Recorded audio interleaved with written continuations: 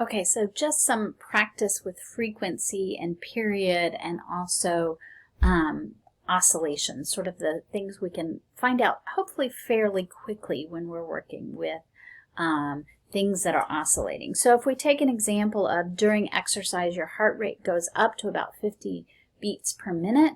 The question might be, what do you have in terms of time between each beat? In other words, how much time does your heart have in between as it's trying to contract at this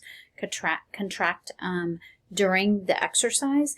So you can first ask how many beats per second. So 150 beats per minute is how many beats per second. So we would say we want seconds down here and minutes up above. So this is just a straight conversion. 60 seconds, 1 minute. And so that's going to give us 150 divided by 60 is 2.5 beats per second. Or that's the same as a frequency of 2.5 hertz, if you like. And so the period for that is just going to be 1 over the frequency. So that would be 1 over 2.5. So that would be 0.4 seconds between each beat. Between each heartbeat. And so when you have most people's resting heartbeat is significantly lower. It's usually given in beats per minute, somewhere around 60. Athletes 40 or 50. Those of us who sit around more can be upwards of 70 or so, but that starts to give you a sense of time between each beat as we go along. Okay, 60 hertz. Why do we care about 60 hertz? Well, this is the frequency that it's the electrical, that's the power. Electricity is driven and it comes in a voltage as a function of time. Voltage is a function of time. And the reason for this is that with the light bulbs, of course, the current is going on and off really fast, for example, and we don't want that flicker to cause problems with this. And 60 times a second is a time that our eyes just don't see that flicker. And then you can think about movie frames and things like that. We're running at about 29 to 30 frames per second. And so that gives you can find the period associated with this. So again, this is a frequency of 60 per second. So this happens 60 times a second. So if we want the period, the time between each up and down, if you like, the time between each cycle, that would be 1 over the period, or 1 over 60. So this is a number most people who do electrical work know well. It is 0.0167, it's really repeating sixes, or 16.7 milliseconds. So this is a kind of signal you often see on electrical circuits. If you build them, you see this fairly often because it's the flicker of the electricity, particularly in rooms with fluorescent bulbs.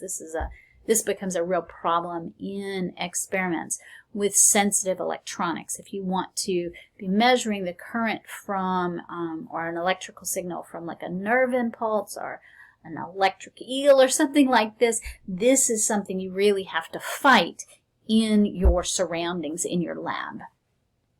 Okay, finally, if we wanted to build a clock that had a period of 1 second, which would be convenient for a clock, right? Or maybe half a second, depending on what we're interested in. So we want to know how to build a period so that we have a clock so that we have a period of 1 second.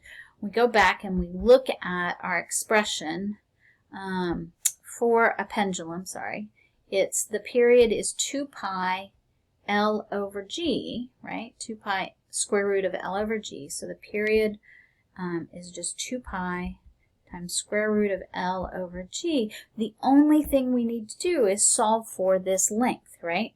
Because G is known. Now, G varies a little bit on Earth, so some of these, you make it for one location, local value of G. It's could be off a little bit. So some other things go into clockworks, and actually modern clocks are built on a crystal that has a set oscillation.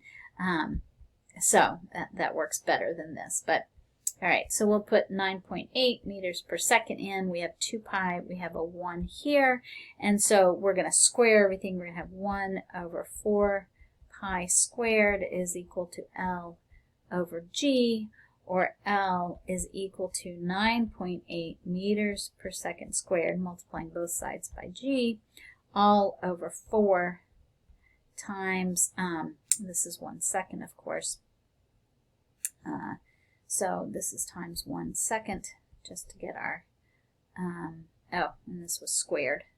Sorry, get our units to work. 4 times pi squared, and so we can get our length as 9.8 divided by 4 divided by pi.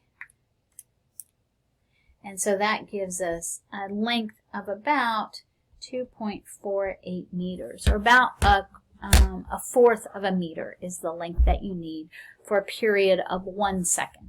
Now you'll see that clocks will have all different lengths of their pendula, and so then what happens is that has to then feed into the right gear ratios so that you actually have the clock movement going at the right rate, right? So that's what determines it. But if you wanted to just build a really simple clock that had an oscillation of 1 second, then you just need it to be about a quarter of a meter long, and then you know, okay, that's about a second.